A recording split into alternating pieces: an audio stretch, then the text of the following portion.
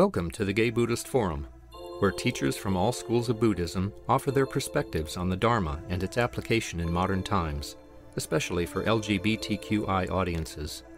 These talks are offered freely to the world and made possible by appreciative listeners. If you would like to support our efforts to share the Dharma with underserved audiences, please visit gaybuddhist.org. There you can donate, find a list of upcoming speakers, or enjoy many hundreds of these recorded talks dating back to 1996.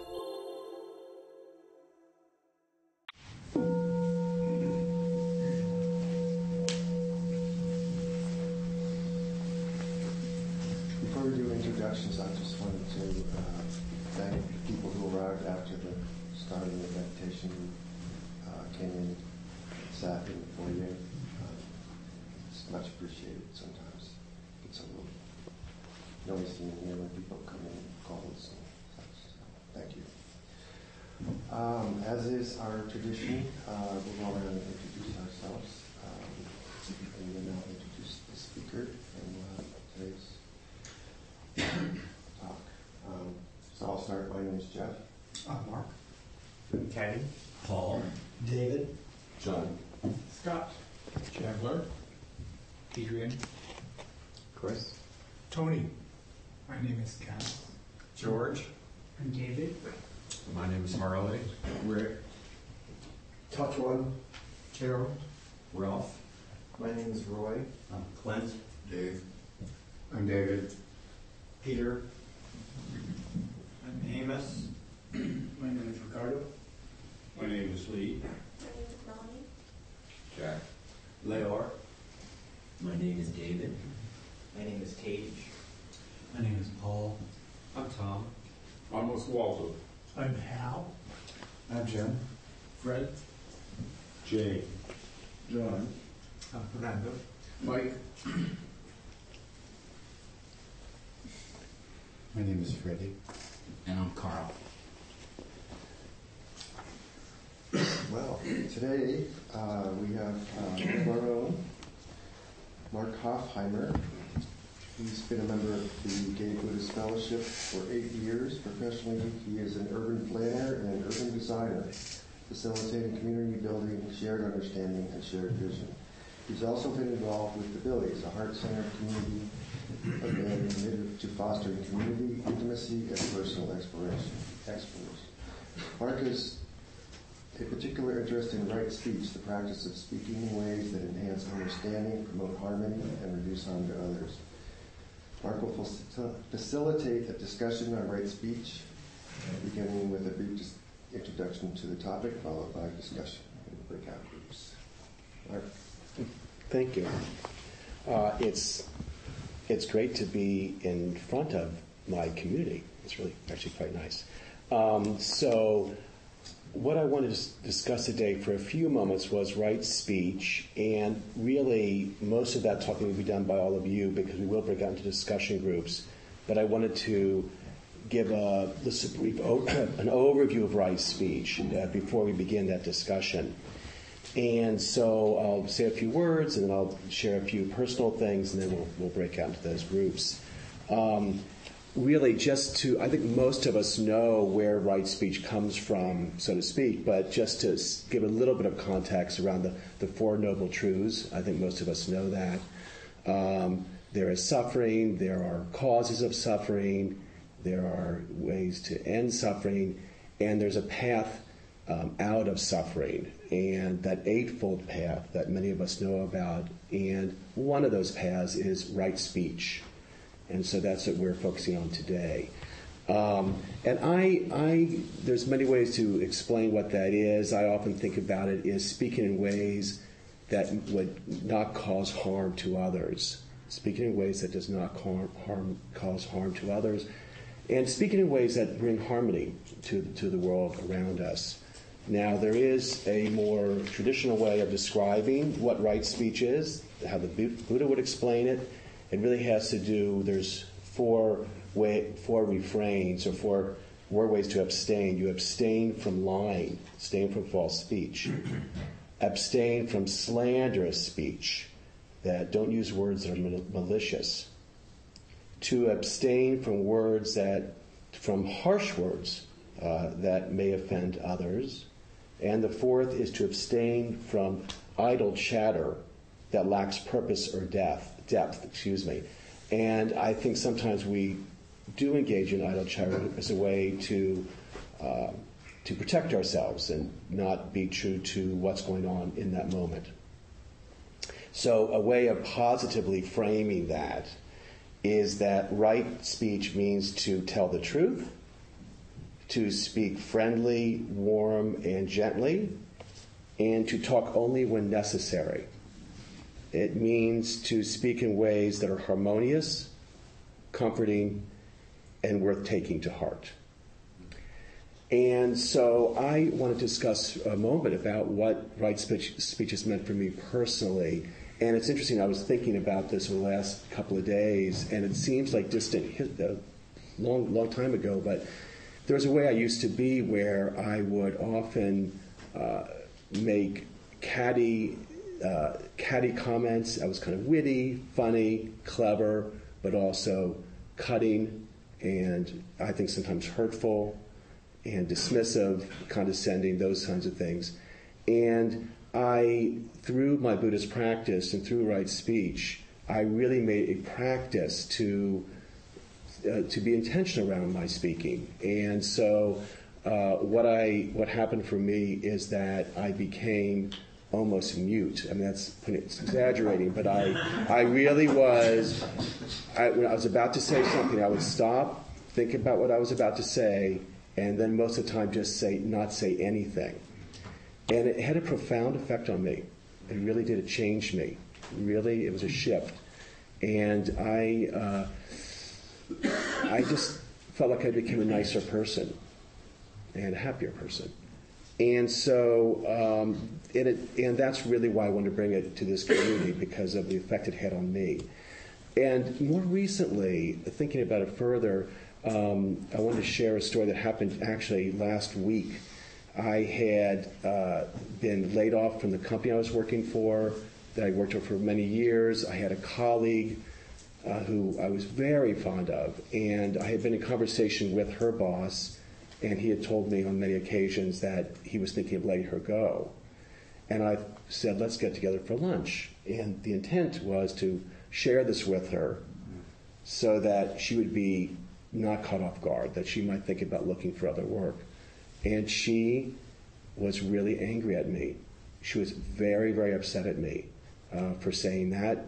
And she told me that I'm often negative and that I bring her down. So this is really harsh for me to hear, as you can imagine. And I really thought to myself, when I went back to frame it in the notion of right speech, and often the teachers you'll read about admonishing, this notion of stepping forward, admonishing, coaching others, or counseling others. And was I timely? Did I say it in the right place and time? Was I sensitive? Was it helpful? And often, in addition, this notion of intentionality and motivation. What motivated me to go forward and do this? Were my intentions good ones? So this is what I thought would be really interesting for us to discuss today when we think about. And so when we break up just a few minutes, what I'm positing to all of us is, how do we experience right speech? What is it? Is it a practice? How do we engage the world around us? Do we engage in wrong speech, so to speak? And what does it look like for us? What is our experience of it? And so what we'll do is we'll break apart, and then I'll bring us back together, and we can share what we've talked about. And I did want to, this may sound a little funny, but I just want to bring a little bit of a dare I say, Jewish twist to this, because, around guilt. And I was thinking about this, and I'll tell you what I mean, is that, as we really reflect on this, there may be things for some of us who we think back, and there are things we've said that we really regret. And it can be rather upsetting. And so I just what I'm really trying to say is let's make sure that we give ourselves plenty of compassion. Be very compassionate to ourselves as we have this conversation. Don't look, oh, Yves, what have I done? You know, this kind of thing. So what we'll do now is I'm going to go ahead and we'll start the countdown 1 through 6. And as we normally do, Group 1 will meet over here. Group 2 will be here. Group 3 in this corner.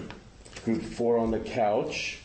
Group 5 in the middle. And Group 6 towards the door. And as we just want to remind us all to be very mindful of how loud we are when we're in conversation, because it can get very loud and hard to hear each other. So I'll begin. I'll be 1, 2, 3, 4, 5, 6. 1, 2, 3, 4. 5.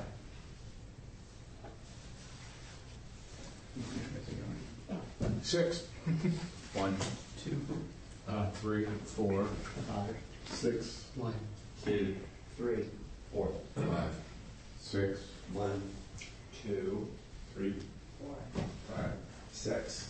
1, 2, 3, 4, 5, 6, 1, 2, 3, 4, 5. 6, 1, 2, 3. Okie dokie. So everyone go to their respective areas, and I'll call us back into circle in about a half an hour. Are you going to give like 5-minute warning? I will give a 5-minute warning. I'll give a 5-minute warning.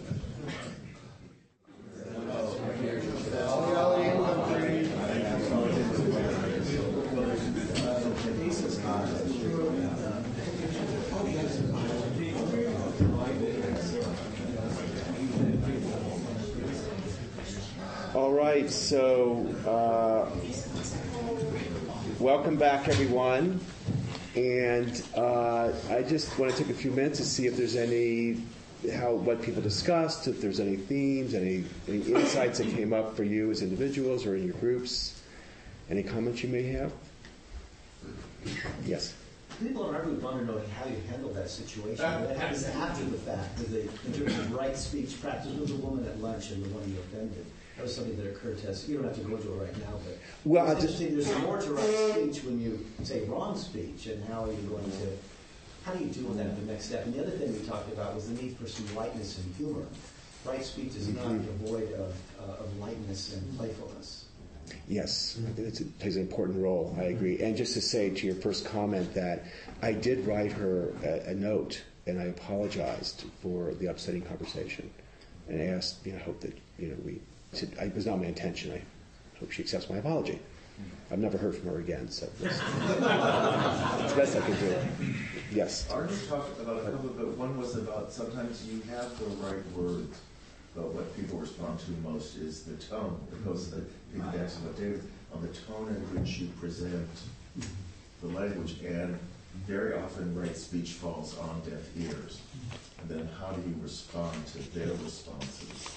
And I don't know who's had this, but he works with small kids and says, instead of engaging in the issue, you respond just specifically by saying, well, you seem angry, or you seem frustrated. I mean, this is just about how to move a conversation along when one's speaking Greek and you're speaking right speech.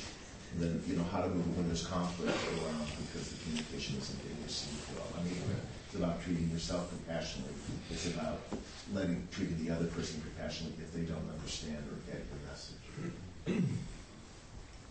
Yes. So, Mark, your example that you gave about the discussion that went wrong actually brought up a really good comment from someone in our group, that when we're faced with a difficult communication that we're trying to determine how to present, is sometimes to present the other person with a hypothetical and say, how would you handle it if you knew that a coworker was about to be laid off, and something like that. Whatever the situation is, frame it to them, and because sometimes that gives us insight into what they consider to be right speech, from some viewpoint. Thank you. Yes. So this is really a question which I often need to remember is better than saying something direct. So it fits with what Tom was just saying.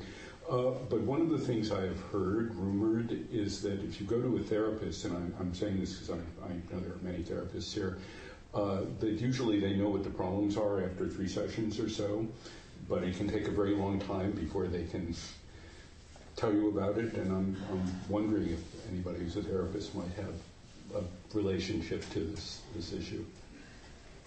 So I want to comment on that? I don't want to take up too much time with this, but I really have a question about what was just said about presenting someone with a question in the third person that's directly related to them. Because to my visceral reaction to that is that it seems kind of disingenuous, and that if we're afraid to talk with somebody because we're afraid we're going to say the wrong thing, that seems like a really no-win situation. I think that if we say something in a kind way to someone, and they have a difficult time with it, and they get angry at it, that do we consider that right speech or wrong speech, or I don't know. It's a big question for me. I do think there is I agree in the sense I think that being direct, find the right way to be direct at the right time, in the right manner, in the right way, is just being truthful, wholesome, honest in that way. I think is the best approach. Yes. Well, there's a matter of skill connected with that one, skill and experience, because you can only learn by often making mistakes. And then the next time a situation like that arises, you might be able to handle it better.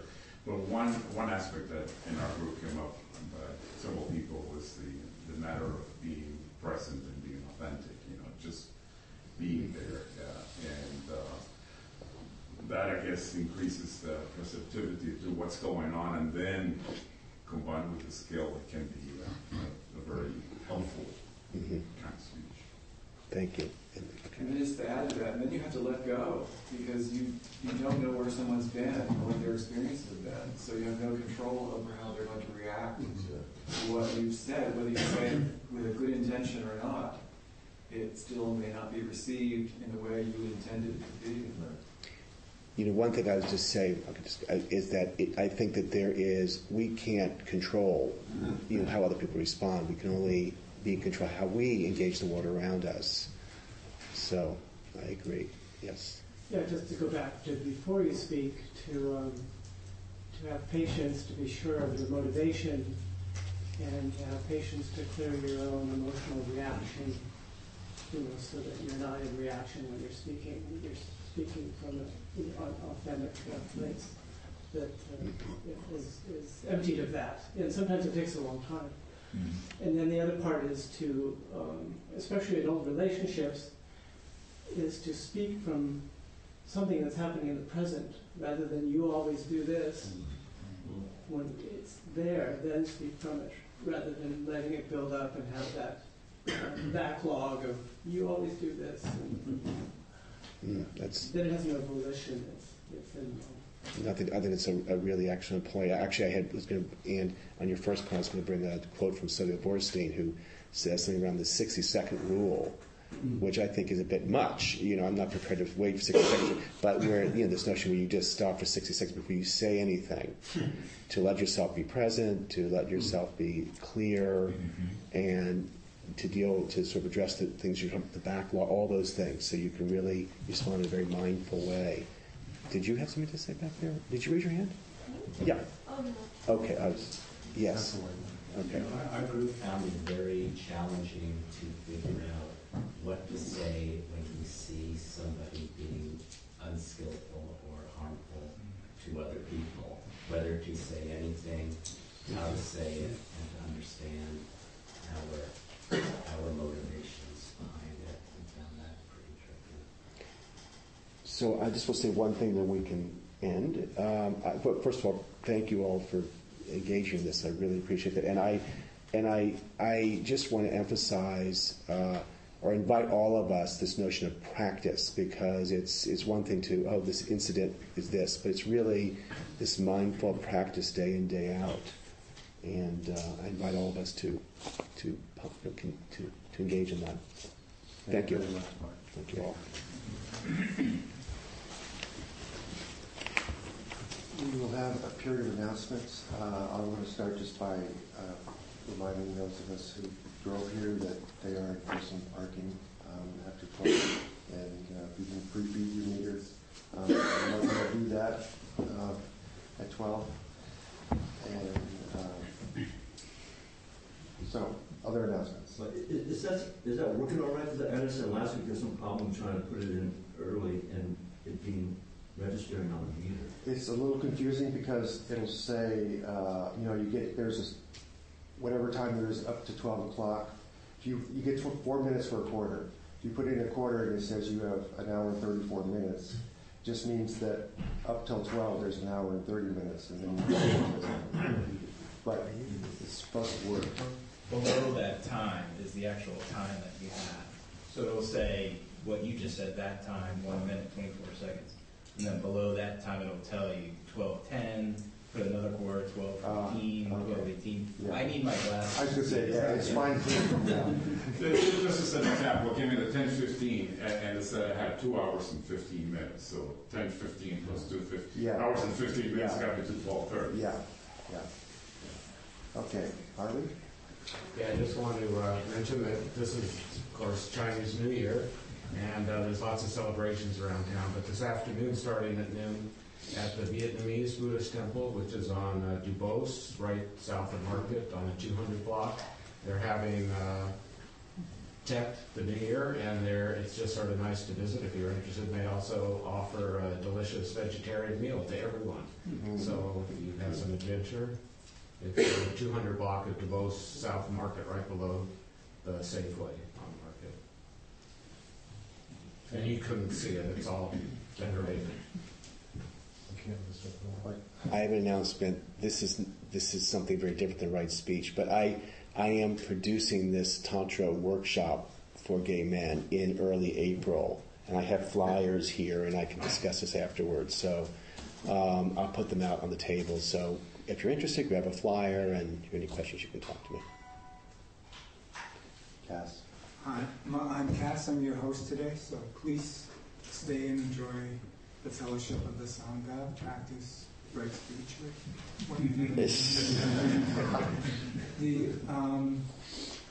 I'll be.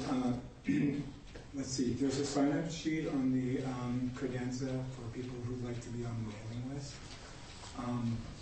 I'll be coming around with a Dana bowl to help meet the expenses of the Sangha, $5 to $8 recommended, whatever you feel moved to contribute. There are refreshments and tea. If you have tea, please wash a cup with hot soap and water. And some people gather at the front door around 12:30 to have lunch, and everybody is welcome to join in on that. Today we're lucky to have Kenny Chu is going to present a demonstration of using tea as a form of practice. That'll be over by the front desk area. Kenny, so I brought a tea set, and I'll be demonstrating the Chinese tea ceremony. So, and it's Chinese New Year, so it's nice. And I also brought some Chinese New Year cookies. Yeah, welcome to have some. Mm-hmm. And I'll be at the front desk. Thank you. Thank you. Yes. Just want to announce that there on Monday evenings, if people want to continue their practice every Monday at 5:30. There is an LGBT Sangha at the Gay Center that's been meeting for more than 10 years. In the same format as GBF, we sit for a half hour and then there's a half hour talk. And it's on the third floor of the Gay Center. It's a mixed group of age and diversity. Very, very sweet group. It's small, but 15 to 25 people show up. Everyone's welcome. Okay. Next week, our speaker will be Jennifer Berzan. She offers a unique blend of singer, songwriter, teacher, and activist. Over the course of 8 albums, she has developed and explored recurring themes with a rare wisdom. Her lifelong involvement with environmental, women's, and other justice movements, as well as an interest in Buddhism and earth-based spirituality. She teaches at the California Institute of Indical Studies in the Department of Philosophy and Religion, and her ongoing class since 1977 is entitled Healing Ecstasy of Self. What's your name again, please? Jennifer Berzan. Hey, Joe. Yes. Can I make an announcement just Yes. to clear up one? I'm here. I'm a religious studies student, and I was asked by Dr. Kenneth Lee, the Buddhist Studies Chair of the AAR, the American Academy of Religion, to do a paper on the Buddhist perspective on homosexuality and homosexual relationships and marriage. And I did it for 2 reasons, because he didn't get any responses to his prompt, because he felt that it was too taboo for some people, and second, because homosexuality and religion is my favorite subject. So I tend to study religion and homosexuality in a very positive way. I don't like to look at the negative part. I like to see how religion progresses. So I decided to focus my paper and my speech or whatever on this group, on your group, the Gay Buddhist Fellowship in San Francisco. And I would really appreciate it if any of you guys would take the time to let me interview you, or any email interviews, phone calls.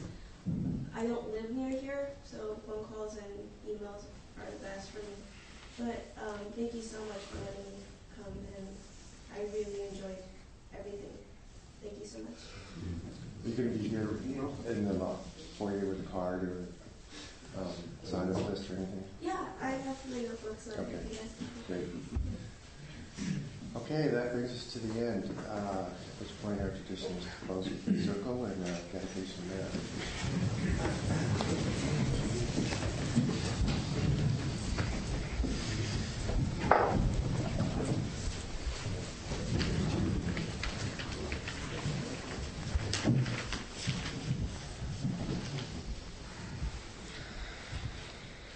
Thank you for your practice. By the power and truth of this practice, may all beings have happiness and the causes of happiness. May all be free from sorrow and the causes of sorrow. May all never be separated from the sacred happiness which is without sorrow. And may all live in equanimity without too much attachment or too much aversion, believing in the equality of all that lives.